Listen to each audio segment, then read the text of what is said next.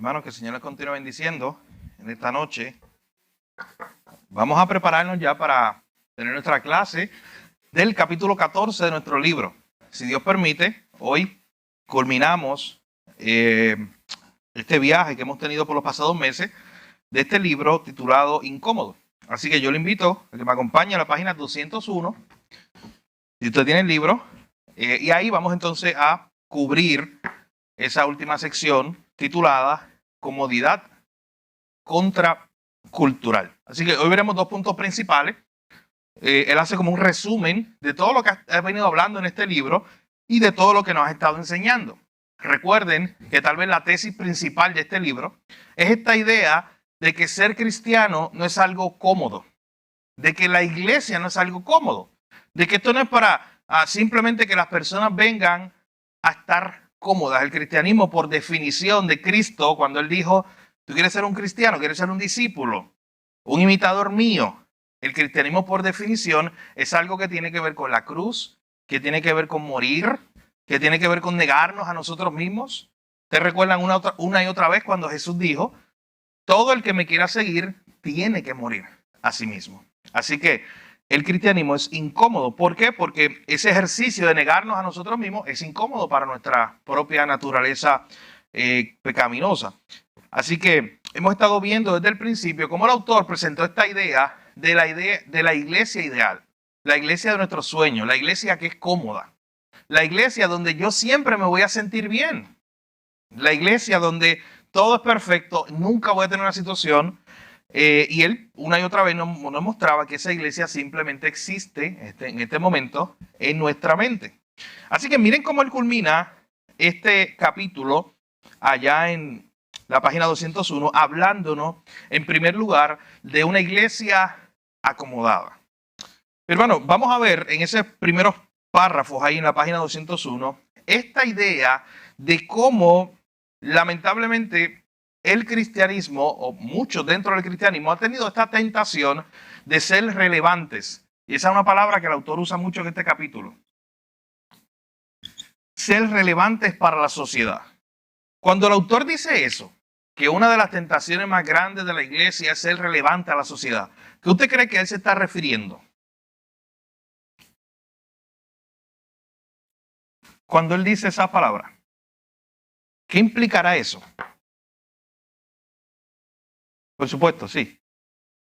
Es que yo veo las ideas que están en la mente ahí. Sí. ¿Ok? Claro. Ser relevante es impactar. Esa es la clave, sí. Claro, sí. Ser relevante a la sociedad es buscar agradar a la sociedad, impactarlos de alguna manera. ¿Qué más? ¿Qué usted cree? Buscar sobresalir. Si la sociedad está corriendo para acá, la tentación de algunos, dice este autor, es que la iglesia siga corriendo detrás de ellos. O sea, para identificarnos con ellos. Claro. Sí. No es tan grato porque hay que empezar primero con unas malas noticias. Y esa es la situación, que el evangelio es primero una mala noticia que te dice, tú no puedes salvarte a ti mismo. Entonces tú se la estás diciendo a un hombre autosuficiente en sí mismo, que él cree que puede hacerlo todo, que puede salvarse a sí mismo, y tú le estás diciendo, no, mira, tú eres autosuficiente tal vez, o crees que eres autosuficiente en muchas cosas, pero en esto de la salvación no hay nada que tú puedas hacer. Así que cuando tú estás evangelizando a alguien, tú lo estás llevando a la pared, y le estás diciendo, aún tus mayores esfuerzos, aún tus riquezas, aún tu conocimiento es inútil en este contexto. Sí. Así es. Sí. Claro, así es.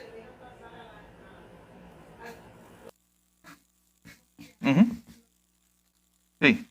Hay un término que algunos autores están usando desde los pasados 20 años, desde que comenzó más o menos el año 2000, y es iglesia emergente. esa iglesia que se acopla, esa iglesia que se acomoda, esa iglesia que se amolda. Así como cuando tú tomas un líquido y lo echas en un recipiente y el líquido toma la forma del recipiente, pues esa iglesia que se va acomodando a las tendencias del mundo.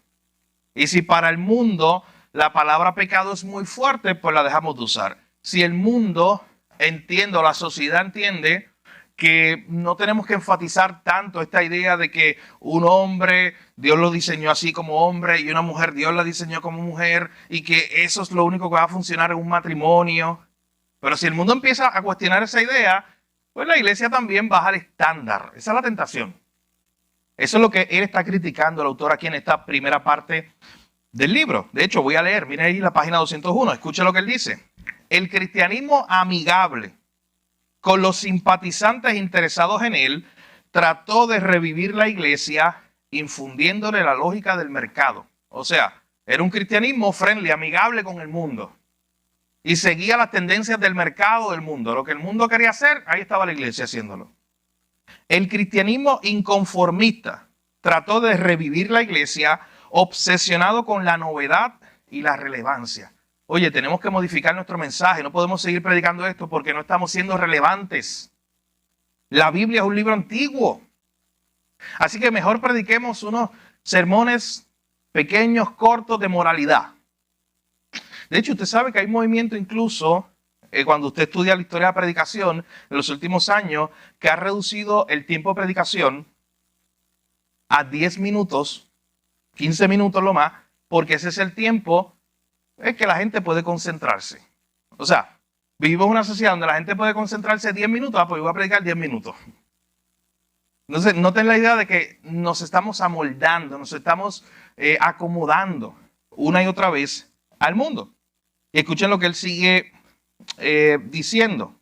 Ambos enfoques fueron esfuerzos por abordar el problema de las relaciones públicas del cristianismo, intentando convencer a una población cada vez más secular de que el cristianismo no es tan extraño, no es pesado, no es tradicionalista, no es legalista, no es homofóbico, no es crítico, no es antiintelectual, ni retrógrado y no es conservador. O sea, lo que él está diciendo, lo que ha intentado hacer parte de la iglesia, la cual él está criticando, es hacer como unas relaciones públicas con la iglesia para tratar de hacer la iglesia más atractiva al mundo, para tratar de tomar el mensaje de Jesús y hacerlo más atractivo al mundo. Y yo no sé si ustedes recuerdan, pero nosotros comenzamos aquí esta clase hablando de un momento cuando Jesús mismo, los discípulos se le acercan y le dicen, oye, Jesús está hablando palabras muy duras, está hablando palabras muy fuertes.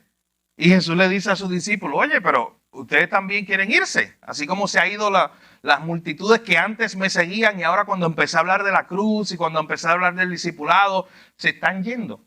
Así que noten que aún en el tiempo de Jesús hubo ese intento a él mismo de decirle, Jesús está hablando cosas muy fuertes. En otras palabras, Jesús baja el tono, baja el mensaje, acomoda el mensaje a tu audiencia. Si tu audiencia no quiere escuchar ciertos temas, pues no los hables y ya. Si tu audiencia no cree en el infierno, pues ya desaparece el infierno. Es una idea de conformarnos al mundo. Es una idea de que si el mundo cree que nosotros somos extraños, tradicionalistas, retrógradas y conservadores, como vamos a tratar de lavarle la cara al cristianismo. Pero miren lo que él termina diciendo al final.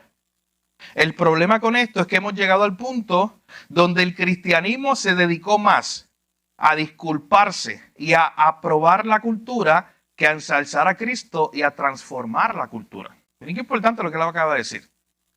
Una crítica a la iglesia en los pasados 20 años. Nos hemos envuelto más en buscar el aplauso del mundo que en transformar al mundo. Y se nos ha olvidado que Cristo nos dijo que nosotros somos la sal de la tierra. Y que nosotros somos la luz del mundo. Nosotros somos la Gosén en medio de las tinieblas. ¿Usted sabe qué pasaba con Gosén? ¿Usted recuerda la historia de los 10 mandamientos? O de las plagas, perdón. Cuando había la plaga de las tinieblas, solamente había luz en Gosén, que era el lugar donde estaban los cristianos, los judíos. Así que esta idea de que nosotros somos diferentes una y otra vez se ha estado cuestionando. De hecho, me gusta mucho lo que él dice en la página 202 cuando en su crítica a lo que ha ocurrido en los pasados 20 años, él dice, al parecer estamos demasiado aburridos para molestarnos con lo que podemos aprender de la Biblia. Y en vez de ir a la Biblia, queremos como iglesia aprender cómo los programas de televisión están alcanzando a los jóvenes. Pues vamos a aprender de ellos y vamos a alcanzar a los jóvenes. Ya no prediquemos a Cristo, porque a los jóvenes no les interesa Cristo. Noten que es una tendencia una y otra vez de acomodarnos, de amoldarnos. Y escuchen lo que él llega a decir. Somos una novia que se olvidó de por qué se enamoró en primer lugar. Somos una novia que a menudo se quita el anillo de bodas en público. Miren la crítica que él está haciendo. Hizo bien fuerte. Porque cuando una novia, en esta idea, esta es una imagen que él quiere traer, se quita el anillo de bodas en público intencionalmente, ¿qué está queriendo decir? ¿Cuál es el mensaje? Le da vergüenza. Le da vergüenza. Me avergüenzo de esto. Me avergüenzo de esta relación con mi esposo. Así que esta crítica es muy fuerte porque él está diciendo, ¿sabes qué ha pasado en los últimos 20 años? Parte de la iglesia, de lo que se llama la iglesia, se han querido amoldar tanto al mundo que ellos son, se supone, la novia de Cristo. Y lo que han hecho es quitarse el anillo de boda para decir, no, esto es un tipo Pedro, yo no estaba con él. ¿Te acuerdas, Pedro? Cuando la gente le decía, sí, tú estabas con Jesús, y él decía, no, yo no estaba con él. Es una vergüenza pública de identificarnos con Jesús o identificarnos con Cristo. Claro, así es. Es la idea de decir, soy libre. Claro, también. De hecho, todas estas imágenes me acuerdan la imagen que hemos hablado aquí un poco de Oseas, cuando se presenta la idea de Oseas casándose con una mujer ramera, que precisamente mientras más Oseas la buscaba y la amaba, más ella hacía eso precisamente, decía el mundo, estoy disponible. Y no tenía un compromiso, se avergonzaba de su compromiso. Y aquí el autor continúa diciendo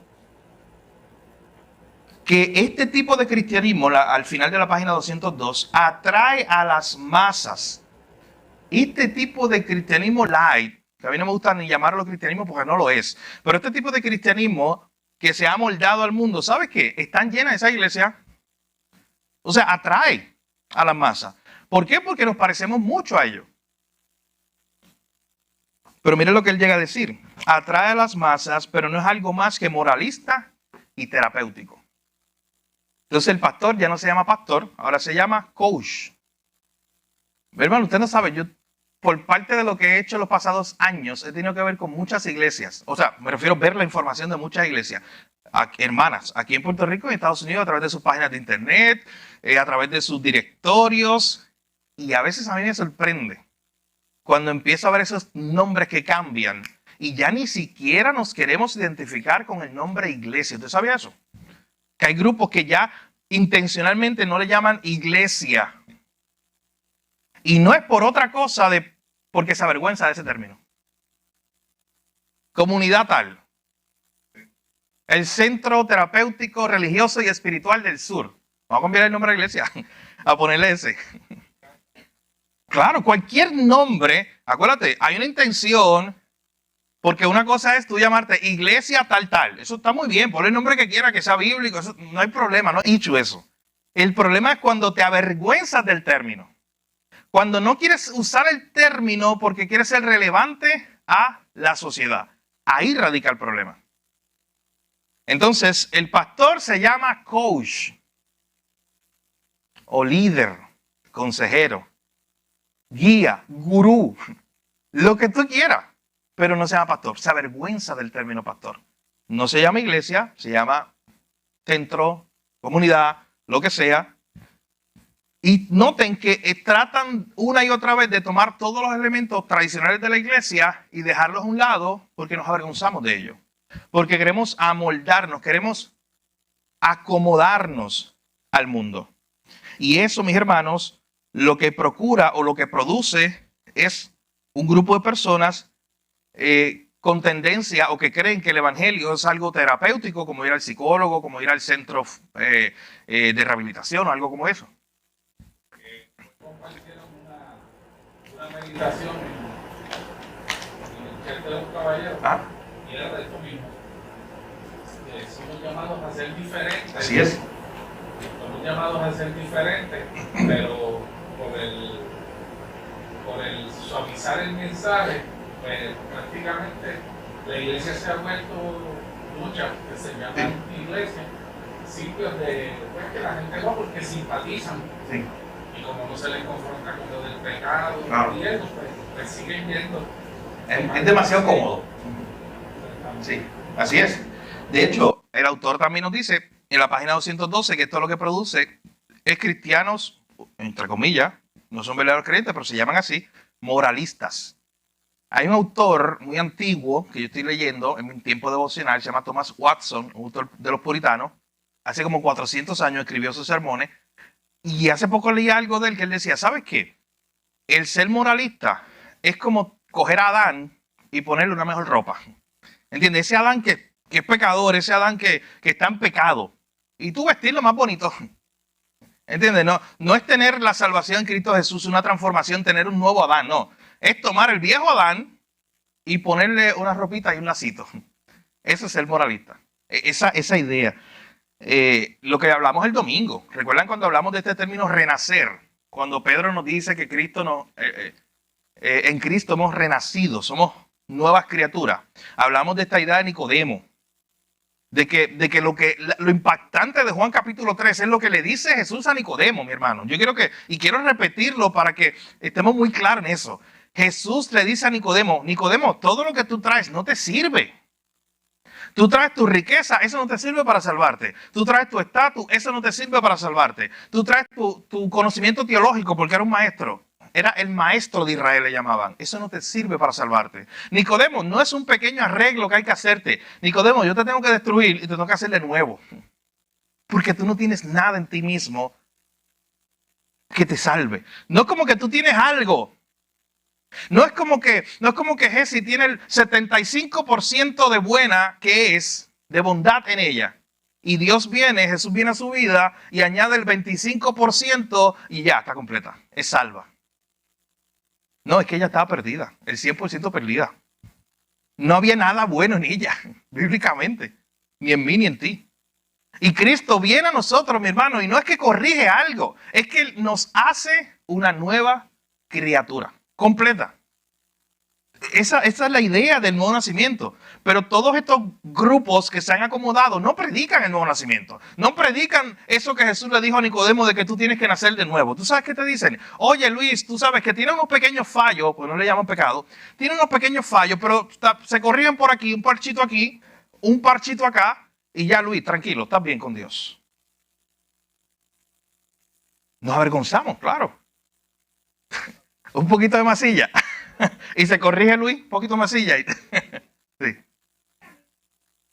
Él le llama en un servicio general, porque yo he visto como a tu situación, pero tu situación más grande es tu programa de pecado, pero realmente pues es como que lo ponen en general como que no sé tu situación o whatever, pero realmente muchas veces muchas veces no siempre, sí. Lo que ellos necesitan escuchar es el problema más grande que tienen, sí. No es la situación. Sí. Sino que cuando ellos llegan, cuando la persona, por ejemplo, cuando un creyente que Dios salva, como que llega a la realización de que realmente no tiene nada para salvarse, ahí es que ven a Jesús bello realmente, como algo atractivo, claro. Pero es a Jesús mismo. Sí, así es. Es que al final de cuentas, para estos grupos, como bien dice, la necesidad más importante que hay que cubrir puede ser física, puede ser emocional, puede ser de educación, lo que sea, pero no es el evangelio. No te dicen que tu necesidad más grande es el evangelio. Así que esa es la iglesia acomodada que él está criticando. Esa es la iglesia que se amolda. Esa es la iglesia que se identifica con el mundo, que se parece demasiado al mundo. Que cuando tú miras de lejos, tú no puedes como hacer la diferencia, una línea radical y decir, ¿sabes qué? Esto es la iglesia. De hecho, usted sabe que iglesia, el mismo término, nos habla un poquito de la idea de ser separado, porque esta palabra casi es igual en griego, es eclesia. ¿Y sabe qué significa eclesia? Es una asamblea de unos que han sido sacados aparte. Esa es la idea, una asamblea. La eclesia es aquellos que han sido sacados. El mismo término santo que se identifican los cristianos. Santo precisamente significa eso, apartado. Bueno, ustedes recuerdan, Primera de Pedro, capítulo 1, versículo 2, que nos habla de que fuimos santificados en el Espíritu, que nos habla de que fuimos apartados por el Espíritu. Pedro le estaba diciendo a esta gente desde el inicio de la carta que ellos son los apartados. Ellos son una ciudad dentro de la ciudad. Ellos son diferentes. De hecho, esto que estamos hablando hoy tiene que ver mucho con lo que vamos a estar viendo en Pedro. Porque una y otra vez Pedro le dice a esta gente, oye, no se asombren de que ustedes sean los extraños, como decíamos en el primer sermón. No se asombren de que ustedes sean los diferentes. Al contrario, el mundo los va a ver así con extrañeza, porque ustedes no andan como ellos. Mi hermano, hay que tener mucho cuidado cuando el mundo allá afuera nos aplaude, simplemente. Y todo lo que hacemos nos aplaude, nos aplaude, nos aplaude, y nunca está en contra de nosotros. Porque si nunca está en contra de nosotros, ¿sabe qué significa? Nosotros estamos siendo como ellos. Somos iguales a ellos. Y por eso nos aman. Pero cuando chocamos con la realidad y chocamos con las verdades bíblicas, no nos avergonzamos de las verdades bíblicas, las enseñamos, las predicamos, el mundo, prepárese que va a levantar oposición. El mundo se supone que nos reconozca a nosotros como discípulos. ¿Sabes qué es un discípulo? Igual, un discípulo es un santo, es un apartado. Es alguien que ha decidido seguir a alguien. Usted sabe que por definición el discípulo es alguien, y de hecho es un término que aún antes del tiempo de Jesús se usaba. Discípulo de Sócrates, de los filósofos antiguos. Los discípulos. ¿Y tú sabes qué era un discípulo? Era alguien que se iba a seguir a un maestro y vivía con él. Es que hemos cambiado tanto en nuestro sistema educativo que ahora tú vas a la universidad, recibes la enseñanza, pero tú no te vas a la casa con el profesor, a menos que sea su hijo. Tú no te vas a la casa con el profesor. Y lo que el profesor te transmite muchas veces es conocimiento, pero no es vida. ¿Sabes qué? Muchas veces ese profesor es un experto en robótica, un ejemplo, en física, y él te da la clase de física y sabes que lo hace muy bien, dándote la clase. Pero el hombre vive una vida inmoral muy grande, que tú no puedes imitarlo. Pero antes, la idea de un discípulo, ¿sabes cuál era? Desde los tiempos griegos, era que yo tomaba un maestro, había un maestro, que él me iba a enseñar no solamente conocimiento, él me iba a enseñar a vivir, moralidad, ética. Y yo me iba atrás de él, y yo me iba a vivir con él por un tiempo. Y yo aprendía. Y si yo era discípulo de mi hermano Ramón, yo aprendía de Ramón. No solamente él me enseñaba una teoría, ¿sabes qué? Yo empezaba a aprender cómo él lidiaba con sus situaciones, con sus problemas. Yo empezaba a aprender cómo él trataba a su esposa, porque yo lo veía, yo estaba allí con él. Ese es el concepto de un verdadero discípulo. Y cuando Jesucristo llega y lo aplica a los suyos, noten que Jesús, esto yo lo hablaba con el pastor Ricardo hace poco, Jesús no le dio a sus discípulos un libro y les dijo, oye, toma este libro, léalo y en 3 años ustedes ya fueron discipulados. Toma este libro, nos reunimos una vez a la semana y ese va a ser mi discipulado con ustedes. ¿Jesús hizo eso? No. ¿Qué hizo Jesús? Llamó, los apartó, los llamó a esta gente para que fueran diferentes a los demás, se los llevó consigo, mi hermano, y estos discípulos vieron a Jesús llorando, vieron a Jesús cansado. ¿Recuerdan? De camino a Samaria, Jesús dice el texto, estaba cansado. Y por eso quiso beber agua allá en Samaria, en el pozo. Vieron a Jesús en los momentos, especialmente estos discípulos íntimos, Pedro, Jacobo y Juan, vieron a Jesús angustiado allá en Getsemaní. Entonces Jesús le estaba transmitiendo vida, literalmente.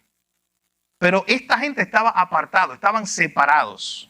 Ellos no podían ser discípulos de fulano y discípulos de Jesús a la vez. Y eso es una gran confusión que la crítica que está haciendo el autor nos ayuda a pensar, mi hermano. Yo no puedo tener 2 lealtades. Yo no puedo seguir a Jesús y seguirme a mí mismo, porque yo renuncié a mí mismo cuando vine a Jesús. Yo no puedo seguir a Jesús y a la vez seguir a un ídolo que tenga en la sociedad, o a algo o a alguien en el mundo.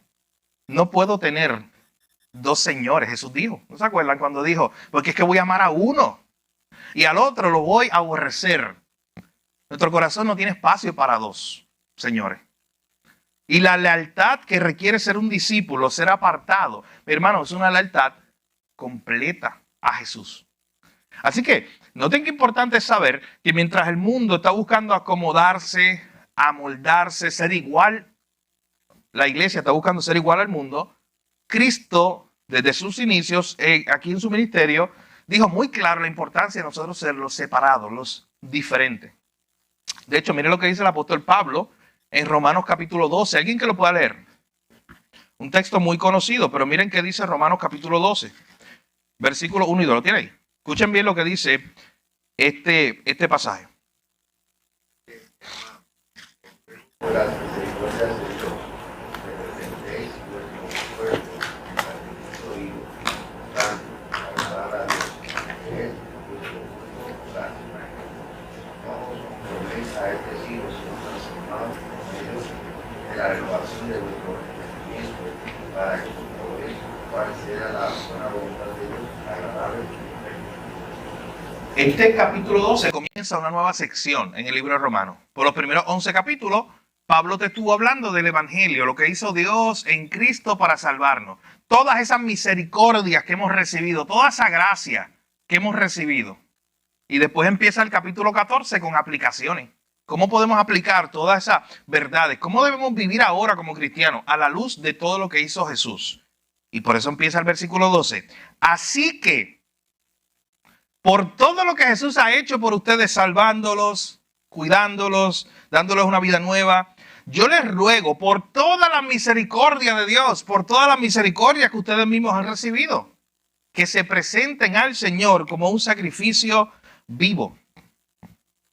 Noten qué interesante el lenguaje que Pablo está usando. Pablo era un judío. O sea, él sabe el lenguaje que está usando. Antes, ¿qué tú hacías? Tú ibas, Jorge, iba a llevar el corderito, la ovejita, el animal para el sacrificio. Él no tenía que morir. La idea era que había un sustituto. La idea era que Jorge llevaba el animalito para que ese animalito fuera sacrificado. Ese era el concepto que había. Pero note lo que Pablo está diciendo aquí. Preséntate tú, no como un sacrificio muerto, porque ya el cordero perfecto fue muerto allí en la cruz. Note lo que está diciendo. Preséntate tú ahora a la luz de todo lo que Jesús ha hecho por ti. Preséntate como un sacrificio vivo, agradable a Dios. O sea, en otras palabras, ahora, en vez de tú buscar algo para presentar a Dios, para que ese animal sea sacrificado y tú recibas salvación, ahora lo que está diciendo es preséntate tú mismo. Hermano, eso es impresionante porque está diciendo, preséntate tú, así como presentaba ese sacrificio, que era para entregarlo totalmente a Dios. Ahora preséntate tú como un sacrificio vivo para entregarte totalmente a Dios. Como un sacrificio agradable a Él. Y luego dice entonces, en el versículo 2 que leyó mi hermano, no se conformen, la palabra conformar es esta misma. No se acomoden, no se amolden, no tomen la misma forma del mundo, sino sean transformados. Sean transformados por medio del Evangelio. Así que eso es un llamado que se le hace a la iglesia una y otra vez, no acomodarse al mundo, sino ser una contracultura, ser transformados constantemente. Así que el autor no solamente en este capítulo final nos habla de esa primera crítica que él hace, aparte de la iglesia que se ha acomodado en los pasados 20 años a este mundo, sino que él termina hablando de esta idea, que es lo último que vamos a ver hoy, una comunidad diferente. Mi hermano, la iglesia tiene que identificarse como una comunidad que es diferente. Escuche bien lo que él dice en la página 203. Voy a leer desde el primer párrafo. Escuche. Dice, por el contrario, la iglesia incómoda es la que crece, se extiende y edifica el cuerpo de Cristo para ser efectivo en el mundo. Esta iglesia incómoda puede ser hostil para los simpatizantes, pero a la larga será más amigable con ellos porque realmente los transforma. El cristianismo de los simpatizantes. ¿Sabe quiénes son los simpatizantes? ¿A quién usted cree que le llaman los simpatizantes? El cristianismo de los simpatizantes. A la luz de toda esta clase, ¿quiénes serán esos simpatizantes? ¿Sí? Esa gente que es cool ser cristiano. ¿Entiendes? Y como la iglesia es cómoda para mí, nos hemos acomodado al mundo, pues yo soy un simpatizante. Yo no soy un seguidor de Jesús comprometido. Soy un simpatizante. Miren el otro término que él usa. Los espiritualoides. Igual. Esta gente que se cree espiritual. Escuchen lo que él dice. El cristianismo cómodo no va a cambiar tu vida. El cristianismo cómodo ese cristianismo que se ha acomodado al mundo no va a cambiar la vida de nadie, porque el mensaje que predica es el mismo del mundo. Ese cristianismo cómodo no va a transformar al mundo. Y me encanta esta frase que él dice ahora: la iglesia que cambiará tu vida es la que te va a desafiar a crecer, en vez de aprobar lo que eres ya.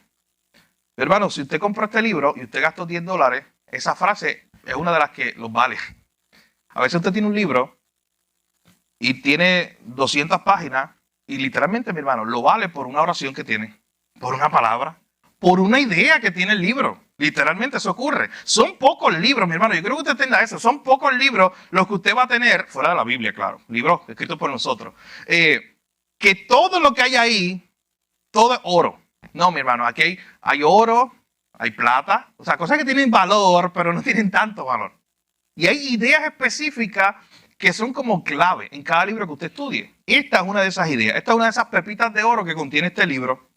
La iglesia que cambiará tu vida es la que te desafíe a crecer, a ser más como Cristo. Esa iglesia que te incomoda. Esa iglesia que predica la palabra, una palabra que te incomoda, que no te hace estar cómodo. No es la iglesia que simplemente está aprobándote tu pecado. No es una iglesia que simplemente te está aprobando como tú eres y no te está predicando la palabra de Dios para que te transforme como a imagen de Cristo. Así que, miren lo que él dice después: la iglesia que cambiará el mundo es la que proporciona una alternativa refrescante en lugar de una afirmación no crítica de cómo son las cosas. Y luego él hace un análisis interesante, y quiero llegar allá para ir finalizando. La página 204, ya el libro se está acabando, tiene 206 páginas, así que esta es la página 204. Y él termina el libro haciendo un análisis, las últimas 2 páginas, de el Sermón del Monte, diciéndonos que el Sermón del Monte tiene las características de lo que constituye una iglesia real. ¿Usted quiere saber qué es un cristiano real? Una iglesia compuesta de creyentes reales. Él dice, hay que ir al Sermón del Monte, porque en esas declaraciones del Señor vemos las características de un cristiano. Y antes de ir allá, porque me gustaría leerlas como él las plasma ahí en la página, permítame recomendarle este libro de 750 páginas, pero solo, mi hermano. Sí, gracias. Pero solo del Sermón del Monte. Escuche bien. Son 750 páginas y no te habla de más nada. Y este es uno de esos que yo le decía pepitas de oro. Bueno, la tiene aquí, aquí, aquí, aquí. Tiene muchas. Lo escribió Martyn Lloyd-Jones. Martyn Lloyd-Jones es mi predicador favorito del siglo pasado. Un predicador británico que predicó allá en Gran Bretaña. Especialmente tuvo un ministerio grande en los años 60, 70. Y muchos de sus sermones se han compilado, mi hermano, y para mí son oro. Yo los leo, siempre tengo uno de ellos, una colección de sus sermones en mi lista de lectura, no solamente para aprender a ser un mejor predicador, porque eso es lo que él nos enseña herramientas para predicar, sino porque está lleno de verdades esto. Él tiene una colección me pasó una vez leyendo un libro de Hechos. De momento yo empecé a estudiar el libro de Hechos, según sus sermones, y leí un tomo completo solo del libro de Hechos, y el tipo andaba por el capítulo 3. Hechos tiene 28 capítulos. Leí un segundo capítulo y llegaba como hasta el 5. Voy por el tercer volumen. Son como 7 o 8. Y todavía está ahí simplemente en la superficie. Si usted quiere un predicador que va a las profundidades de la palabra de Dios, Martyn Lloyd-Jones, léalo. Pues, ¿qué pasa? Él tiene este libro, una colección de predicaciones o sermones de él, y escuche bien lo que él dice sobre el Sermón del Monte en la introducción. Es algo que me ha llamado mucho la atención y a veces pasamos nosotros por alto acerca de lo que es este Sermón del Monte. En primer lugar, escuche lo que él dice. Él dice, hay algunas lecciones generales sobre la bienaventuranza, sobre el Sermón del Monte. Lo primero es que todos los cristianos deben ser así. O sea, cuando veamos el Sermón del Monte que dice los pobres de espíritu, ellos son bienaventurados. Está hablando de ti y de mí. Eso no es como una opción. Eso no es que Ramón es pobre de espíritu y yo no soy pobre de espíritu. Yo no tengo esa característica. No, mi hermano, es que esas son las características de todos los cristianos. Escuchen lo que él dice. Lee la bienaventuranza y en ella vas a encontrar una descripción de lo que significa ser cristiano. No es la simple descripción de algunos cristianos excepcionales. No, describe a cada cristiano, lo que hay ahí en el Sermón del Monte. Él luego dice, todos los cristianos deben manifestar estas características. En tercer lugar, ninguna de estas descripciones se refiere a lo que podemos llamar una tendencia natural. Cada vez que él habla de una de las descripciones del Sermón del Monte, que ahora vamos a mencionar nada más, por ejemplo, la primera, ser pobre en espíritu, él dice, esto no es algo que produce tu propia carne, tu propia naturaleza. Esto es algo espiritual. Y por último, él dice que el Sermón del Monte o estas descripciones nos indican con claridad, quizá con más claridad que cualquier otro lugar en la Escritura, la diferencia esencial y completa entre el cristiano y el no cristiano. Escucha lo que dice ahora. Esto es lo que debería realmente preocuparnos. Y esta es la razón por qué digo que es tan importante estudiar el Sermón del Monte. No se trata de una simple descripción de lo que el hombre hace, sino de la diferencia entre un cristiano y un no cristiano. O sea, en otras palabras, él está diciendo, cuando nosotros vemos esas características, se supone que lo que están describiendo es a la comunidad diferente, a la comunidad de los santos, la iglesia, la asamblea que ha sido apartada, el pueblo que ha sido escogido por Dios. Y escuchen bien cómo él va presentando esta idea. El autor acá, volviendo al libro Incómodo.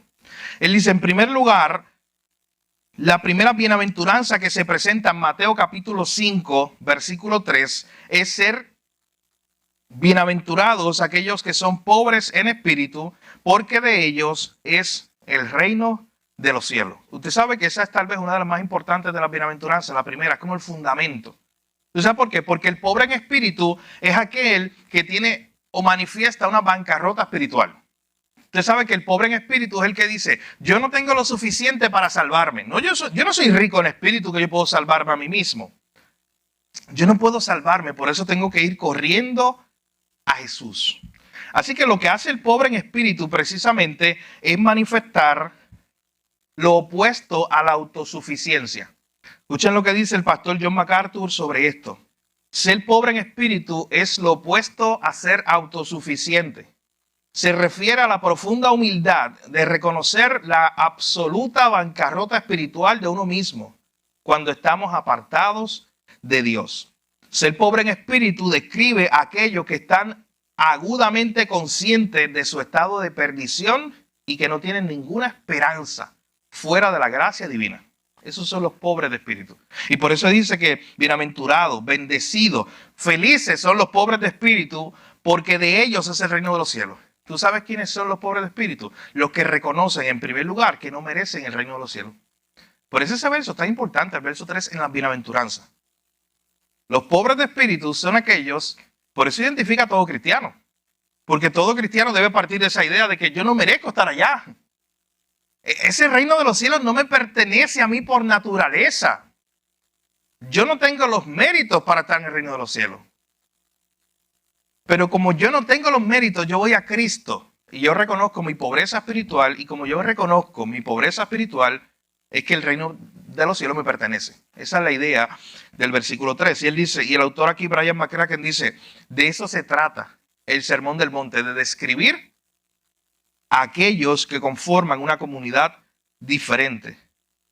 Luego él dice, en un mundo que evita lo desagradable y prefiere celebrar el potencial humano antes que lamentar el mal humano, Jesús dice que el verdadero consuelo viene con el luto del pecado. Bienaventurados los que lloran, porque ellos recibirán consolación. Luego en el versículo 5 dice, bienaventurados los mansos, una actitud que es contraria al mundo. Mientras en el mundo lo que tenemos es vive para ti, ser el primer lugar, el segundo lugar y el tercero por si acaso eres tú. Tú eres el centro de todo. Jesús nos muestra por su modelaje lo que es ser manso y humilde de corazón. Él lo dice una y otra vez, imítenme a mí que soy manso y humilde de corazón, bienaventurados los mansos, porque ellos recibirán la tierra por heredad. Luego en el versículo 6 dice, bienaventurados los que tienen hambre y sed de justicia, porque ellos serán saciados. Bienaventurados los misericordiosos, porque ellos alcanzarán misericordia. Bienaventurados los de limpio corazón, porque ellos verán a Dios. Me encanta lo que él explica aquí. Él dice, mientras este mundo vive cada día más obsesionado con lo morboso, con lo sexual, la idea de la pureza cada vez es llevada a un lado. Esa idea de lo puritano, de lo que es santo, como que lo queremos rechazar y burlar. De hecho, el mundo lo que hace es burlarse de lo santo. Y lo que le gusta es lo profano. Usted sabe eso, en las películas, en las series, y en todo lo que, en toda plataforma que tenga el mundo, se deleita en lo profano. Mientras el mundo hace eso una y otra vez, a nosotros no se nos llama a ser limpios de corazón. También nos dice el versículo 9, bienaventurados los pacificadores, porque ellos serán llamados hijos de Dios. Y por último, bienaventurados los que padecen persecución por causa de la justicia, porque de ellos es el reino de los cielos. Noten que esto no es una clase del tema de las bienaventuranzas. Yo le voy a seguir el consejo al pastor Edgardo cuando el domingo él anunció y dijo que nosotros, especialmente yo, tenemos esta tendencia a tomar un capítulo tan corto como este y hacer 3 clases. Así que no nos podemos quedar aquí y vamos a terminar esta clase. Pero, ¿usted quiere saber más del Sermón del Monte? 2 consejos. Primero, lea Mateo capítulo 5, 6 y 7. Ahí está. Esa es la clave. Léalo, reléalo, identificándose usted ahí diciendo, estas son las características de un cristiano. Esto no es opcional. Ser pobre en espíritu, saber que voy a ser perseguido, ser puro de corazón, limpio de corazón. Todas esas características que están ahí. Segundo, saque tiempo para leer 750 páginas en algún momento de su vida o algún otro recurso que tenga que ver con el Sermón del Monte, mi hermano, porque es importante que nosotros aprendamos a hacer esa distinción que nos dice el pastor allá Martin Lloyd-Jones. Porque recuerden que no hay un punto medio, no hay un discípulo a medias.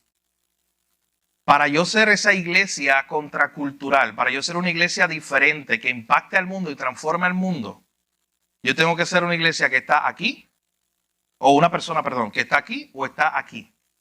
Usted recuerda las palabras de Jesús a la iglesia de la Odisea. ¿Qué problema tengo contigo? Porque no eres frío ni caliente. Eres tibio. ¿Y usted sabe qué palabra dura usó después? Por tanto, te vomitaré de mi boca. ¿Sabe qué eso significa? Rechazo total. Porque no es frío ni caliente. No existe un cristiano a media. No existe un discípulo a media. Lo hemos dicho antes. Yo lo dije anteriormente diciendo que no existe un discípulo part-time, a medio tiempo. Cuando tú tomas y pones las manos en el arado, no miras hacia atrás, dice Lucas 9:62. Cuando tú firmas con el Team Jesus, con el equipo de Jesús, es para siempre. No hay cláusulas que digan, mira, pues, si pasa tal cosa, pues yo me retiro. No. Es un compromiso completo. No podemos volver, no podemos acomodarnos, no podemos tratar de imitar al mundo, mi hermano. Ese es el llamado de este libro. Va a resultar incómodo eso. Va a resultar incómodo para nuestra propia carne. Va a resultar incómodo para la gente alrededor de nosotros.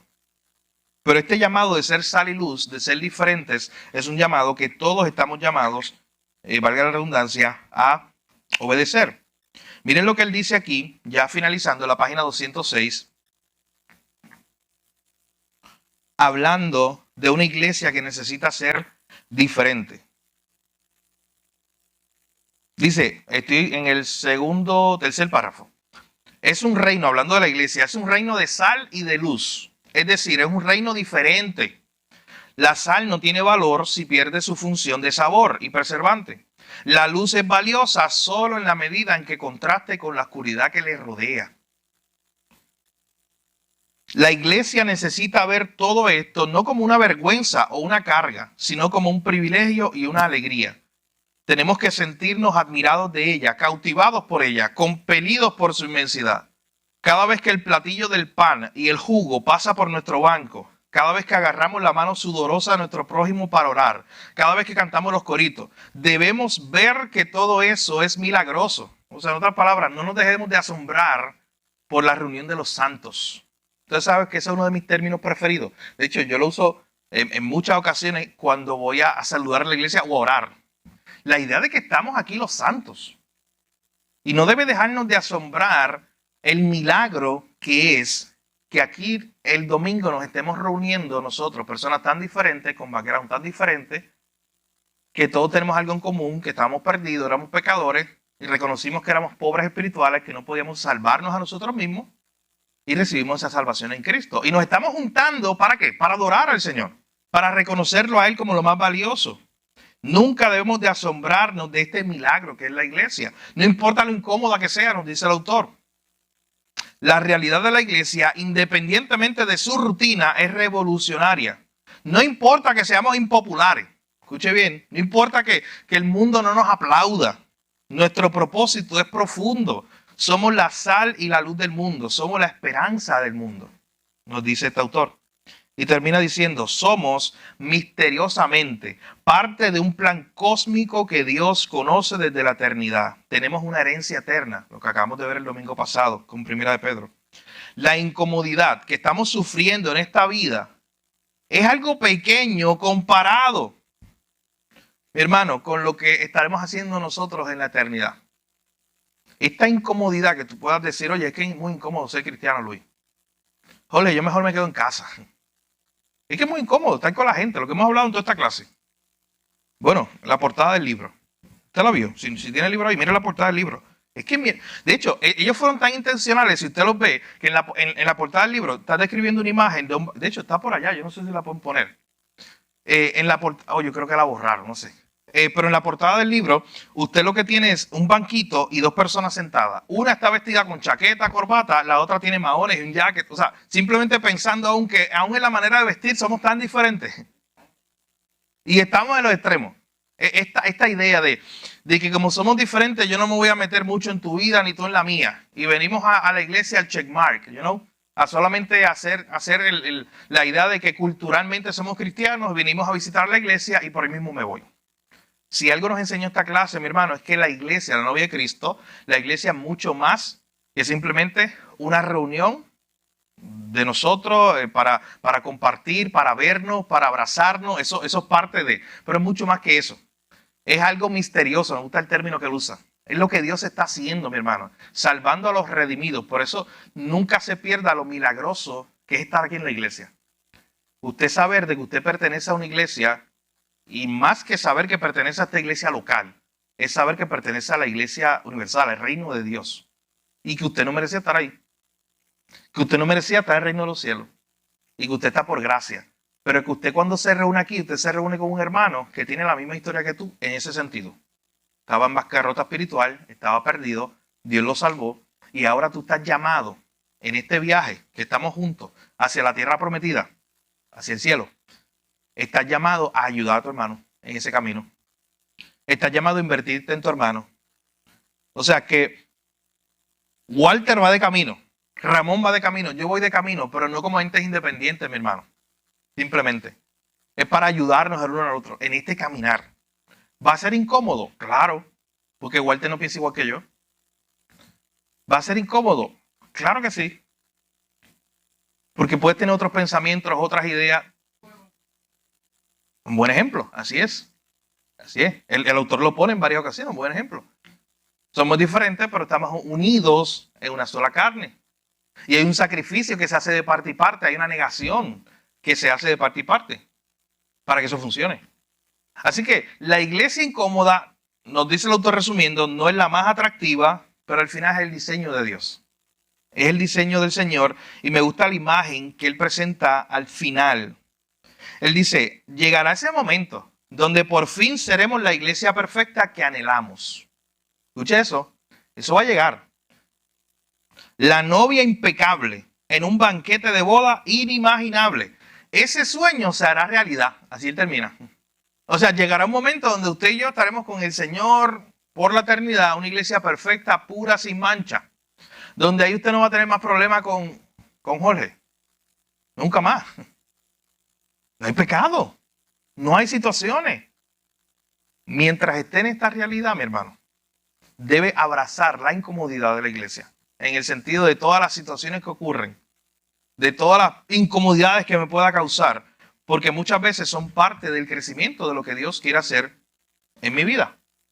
Así que el Señor nos ayude a tener esa idea, ese deseo de ya estar con Él, de tener esa iglesia pura y sin mancha y estar con Cristo ya por la eternidad, sin ningún problema, sin ninguna situación, disfrutando para siempre de Cristo. Pero mientras estamos en esta tierra, recuerde que está de camino. Mi hermano, tú estás de camino. Yo estoy de camino. Tú quizás estás de camino hace 20 años, pero yo quizás empecé ese camino hace 10. Yo tengo dos opciones. Apurarte, juzgarte porque tú no caminas igual que yo. Oye, tú llevas 10 años. O perdón, tú llevas 20 años, yo llevo 10. O yo puedo sentarme contigo, adoptarte, lo que está lleno en la Biblia, concepto de discipulado, y decir, ven acá, yo quiero caminar contigo. Yo quiero ayudarte. Vamos a caminar juntos. Pero ya yo he caminado 20 años. Tú llevas 10 o apenas está empezando este camino cristiano. Yo voy a caminar contigo. ¿Sabes qué? Aquí hay unos jovencitos. ¿Quién va a caminar con ellos? Aquí hay hermanos que llevan 1 año en la fe. O se acaban de bautizar. O se acaban de convertir. Lo hay también. O llevan 2 años convertidos. Tú que llevas un poco más. Puedes llevar 3, 4, 5, 20. Yo no voy a contar cuánto lleva Hugo, ni Jorge, ni Carlos. No, yo no voy a contar eso. Pero usted lleva por ahí. Ellos rompen la medida normal. Pero usted lleva unos 10 años, 20 años en la fe, en el evangelio. ¿Qué está haciendo usted para ayudar a su prójimo que también está de camino? Pablo le dice a los Gálatas y a los romanos, tú eres fuerte. ¿Sabes qué dice? Reúnete con los fuertes y tengan un club de los fuertes. Y desde ahí critiquen y juzguen a los débiles. No, él no dice eso. ¿Sabes qué él dice? Tú eres fuerte, inviértete, busca al débil. Vete, búscalo, ayúdalo, rescátalo, enséñale. Dice Tito, oye, las jóvenes busquen a las ancianas en la fe. Y no está hablando necesariamente de canas físicas. Está hablando de mujeres que hayan vivido o tengan más madurez espiritual. Dice a las jóvenes, búsquenla. Igual a estas ancianas en la fe, busquen a jovencitas para invertirse. Igual a los hombres. Segunda de Timoteo 2.2, Pablo le dice a Timoteo, busca a hombres, Timoteo, a los cuales tú les vas a enseñar. ¿Sabes para qué? Dice el 2 Timoteo 2.2, para que ellos le enseñen a otros. Una cadena que no se rompe. Esa idea, mi hermano, de que todos estamos de camino a la eternidad, unos estamos un poco más adelantados que otros en nuestro proceso de santificación, unos hemos madurado más, unos hemos crecido más por muchas razones, pero si somos creyentes, si estamos en este lado, tenemos que recordar que estamos juntos en este caminar, mi hermano. Que tenemos que ayudar, que yo tengo una responsabilidad junto a mi hermano, aunque sea difícil y yo no me quiera meter mucho en la vida de mi hermano, o dejar que él se meta mucho en mi vida. Y hay que empezar a abrir nuestro corazón a eso, a invertirnos en otros y dejar que otros se inviertan en nosotros. Tú necesitas, como hemos dicho siempre, un Timoteo al cual tú te vas a invertir. Pero tú también necesitas un Bernabé. ¿Sabes cuál es el Bernabé? El que lleva más tiempo que tú y te va a ayudar. Tú necesitas a un Apolo, el que a veces hay que corregirlo. Tú necesitas a un Pedro, que está bien complicado. Lo necesitamos también. Y ¿sabes qué? Tienes que amarlo, no te rindas con él. Mira el ejemplo de Cristo.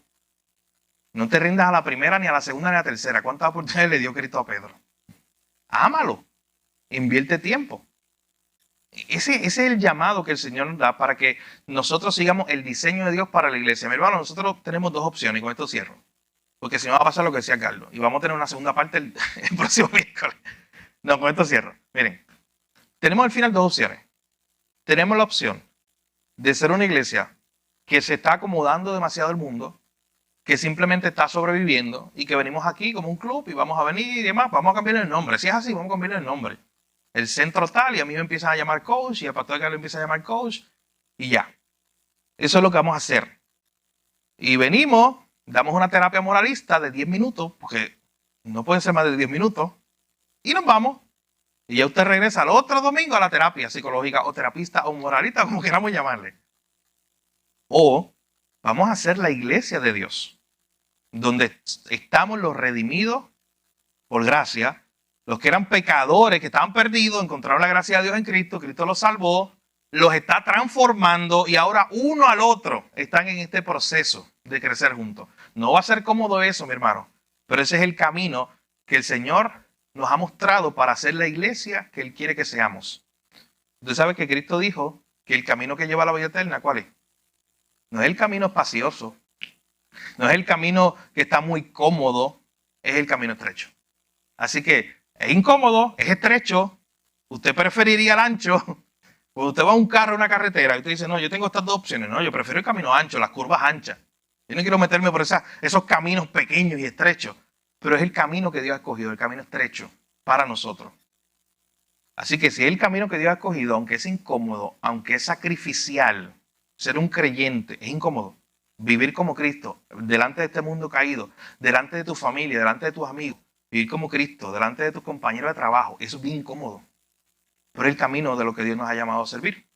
Ser la iglesia que Dios quiere que seamos, discipulándonos a otros, amándonos unos a otros, cuidándonos unos a otros, es incómodo. Requiere tiempo. Yo tengo que sacar tiempo para esto. Pero es la iglesia que Dios ha llamado a nosotros ser. Así que el Señor nos ayude a coger el camino correcto, aunque sea el camino más incómodo. Bien, la semana que viene no vamos a estudiar esto. Terminamos nuestro libro. Así que la semana que viene vamos a comenzar con una introducción a nuestro próximo tema. Vamos a hacer como una teología bíblica de la familia. O sea, en otras palabras, vamos a ver qué dice la Biblia del concepto de familia desde su origen. Dios como el que diseña, Dios es el que se inventó eso, el concepto de la familia. Así que recuerden que nuestro próximo curso es sobre la adoración familiar. Pero vamos a entablar un fundamento en las primeras dos clases de qué es la familia diseñada por Dios. Para entonces empezar con esa clase que nos va a ayudar a tener esta práctica, ya la práctica de yo adorar en familia. ¿Cómo yo hago eso? De tomar mi familia, esposo, esposa, hijos y comenzar a cantarle al Señor juntos, a orar al Señor, a escuchar la palabra. Me gusta mucho ese libro, ¿sabe por qué? El que vamos a estudiar, porque presenta muchos ejemplos de la Biblia misma, del Antiguo Testamento. Presenta muchos ejemplos acerca de familias en la Biblia. Así que eso es lo que vamos a estar estudiando por los próximos meses. Pero la semana que viene empezaremos con esa clase. Usted sabe, usted nos conoce, es la introducción de la introducción. Así que eso es lo que va a haber el próximo miércoles. La introducción a esta clase de el fundamento de la familia. Según lo que dice la Biblia, ¿quién diseñó la familia? ¿Por qué la diseñó? ¿Fue idea de quién? ¿De Adán, de Eva, de Dios? Y veremos algunos fundamentos importantes antes de tener esa clase para aprender a adorar juntos como familia. Así que vamos a orar para terminar esta parte y luego seguir orando juntos como congregación. Señor, gracias te damos por este tiempo. Gracias por esta enseñanza. Perdónanos porque muchas veces hemos tenido la tentación, tal vez en nuestros trabajos, en nuestras familias, en nuestra iglesia, de adaptarnos al mundo, de ser como ellos, para que nos aplaudan. Para no ser una contracultura, para que no se opongan a nosotros o para no encontrar, Señor, hostilidad del mundo. Perdónanos porque muchas veces hemos bajado los estándares de lo que implica ser un cristiano. Perdónanos porque muchas veces no hemos vivido como la iglesia que tú quieres que seamos. No hemos vivido como cristianos en nuestro lugar de trabajo, en nuestra familia.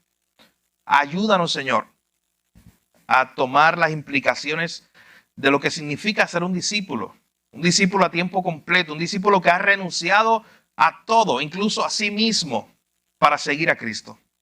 Señor, ayúdanos a ser la iglesia que tú quieres que seamos, aunque resulte incómodo, aunque sea sacrificial, el tener que amarnos más, el tener que invertirnos unos a otros, el tener que invertir y guiar a otro hermano en la fe y yo ser guiado también por otro hermano. Señor, que podamos ver fruto en nuestra iglesia, porque al final esa es la única iglesia que transforma. Una iglesia que está siguiendo los principios de tu palabra. Gracias te damos, podamos aplicar las enseñanzas de esta clase. En el nombre de Jesús oramos y te lo pedimos todo. Amén.